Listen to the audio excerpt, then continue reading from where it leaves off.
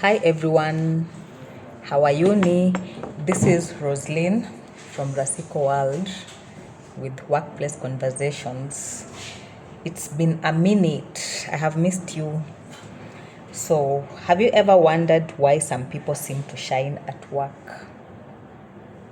They are not the loudest, they are not the smartest, they are not the most experienced, yet they shine. Have you ever wondered what is their secret, or what is it that they do that makes them shine at the workplace? So that is what I want to talk to you about, and I have titled my message for today, Habits that Make You Stand Out at Work. So today I'm going to share three habits that make you stand out at work. Do you want to know the three habits? Do you want to know? Okay, stay around paka nimalize. So the first habit one, I call it habit one, is be consistent, reliable. Consistent and reliable. Be consistent and reliable. What does this mean? This basically means that are you available when you are needed? Like, can we count on you when we are needed? When you are needed, ama you are that kind of a person, when you are needed, you are nowhere to be seen. You are nowhere to be seen. Do you deliver? Do you show up? Do you follow through? A lot of people don't know that your reputation speaks before you do. Your reputation, those the small things that you do, they speak for you even before you open your mouth. So one habit of being one habit that will make you stand out of the rest is the habit of being consistent and reliable. Are you reliable? If I gave you work to do and I need it, for example, tomorrow, are you reliable? Can I rely on you, like you will do it even without me pushing you, even without me following you up? Yeah.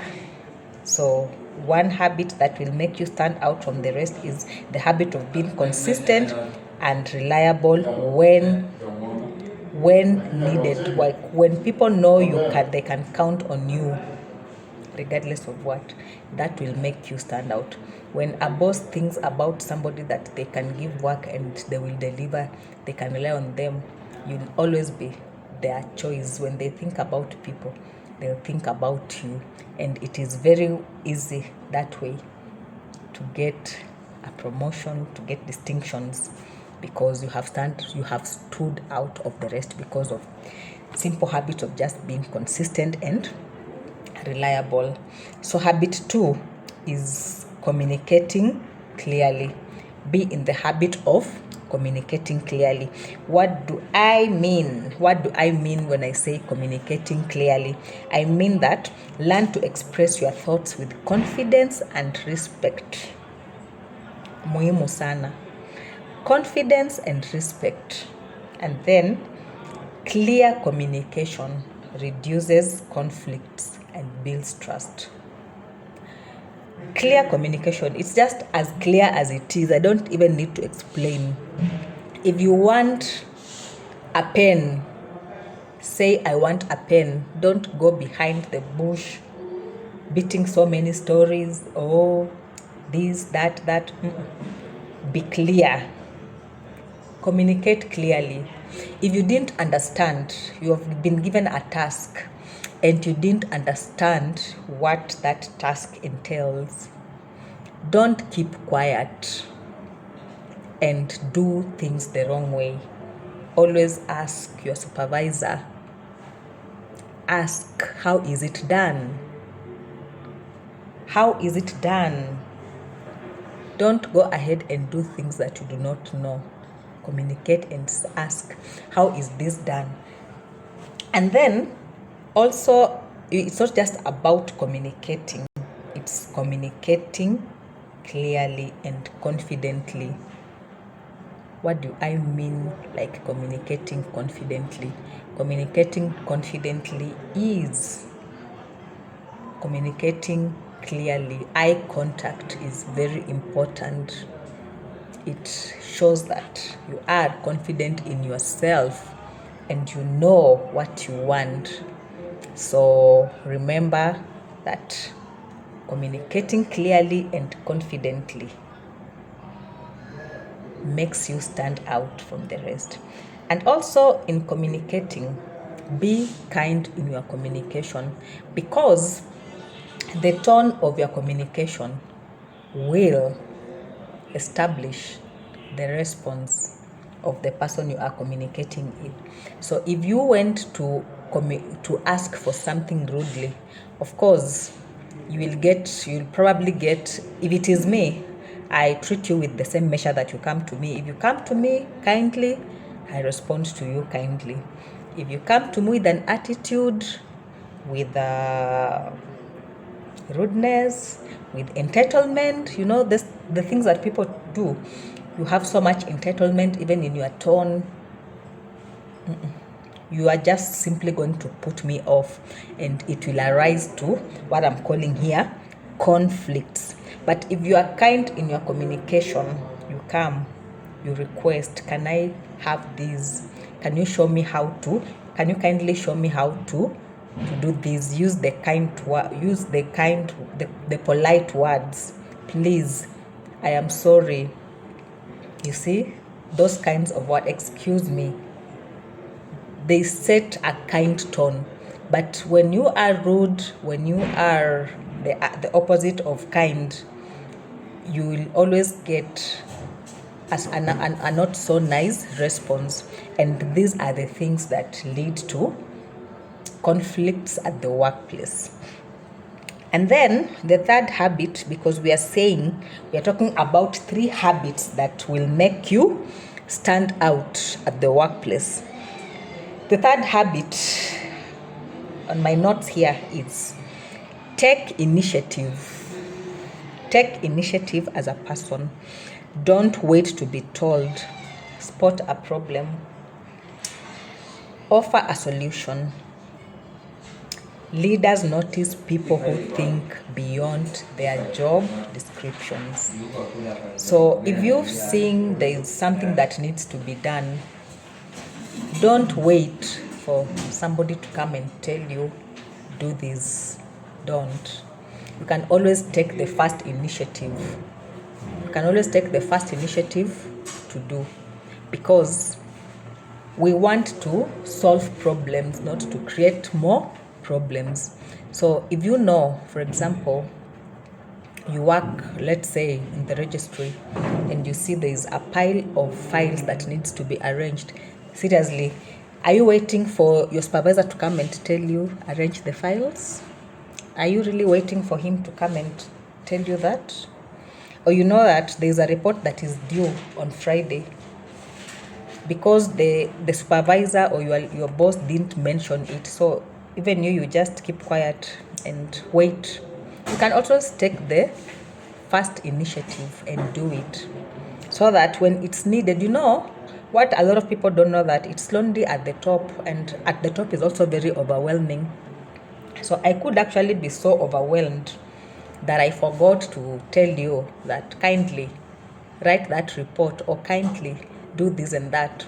So you get that it's already there's a deadline, and yet I didn't communicate. Yet you knew as a person that these things are needed on a certain deadline, and you went ahead and also just you didn't do anything.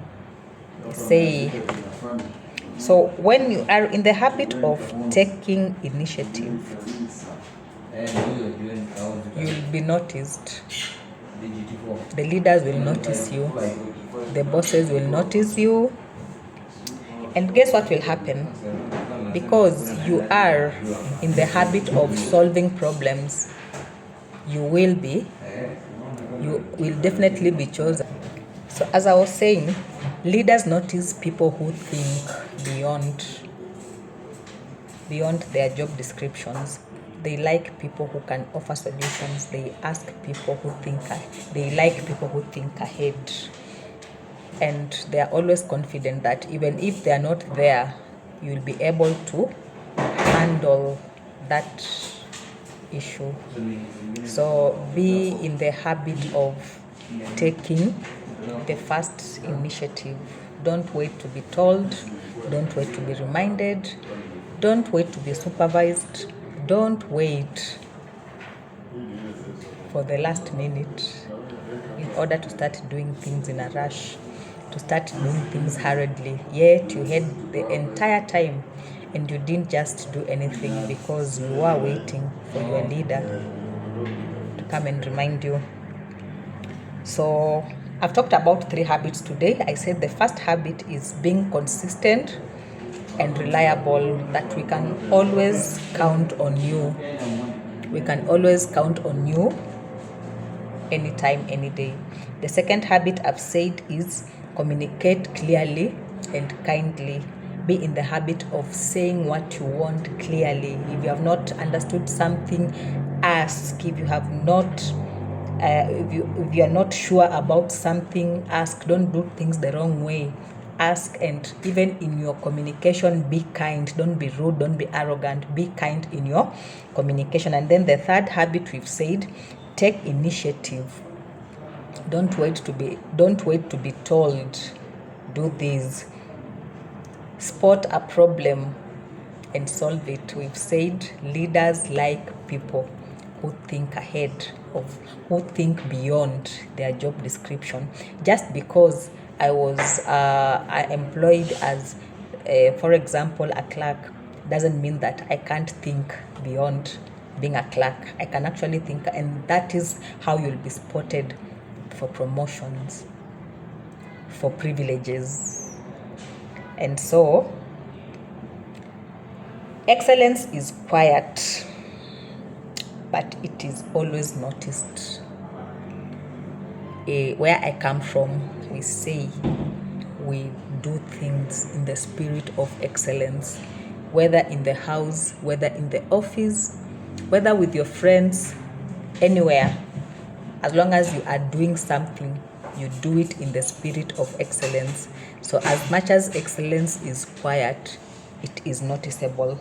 So if you are in the habit of doing these things with excellence, without being reminded, effectively communicating clearly, we can come and compare notes. You will stand out from the rest and you'll be spotted, and it will be a good way of rising at the workplace. At workplace conversations, we make the workplace a safe space where everybody thrives. So, are you that kind of a person that wants to stand out?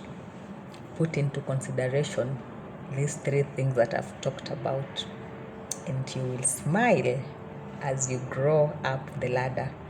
This has been Roslyn Andika with Workplace Conversations, and until the next time, bye-bye, and always stay on the top, because that is where you and I do belong. Bye-bye.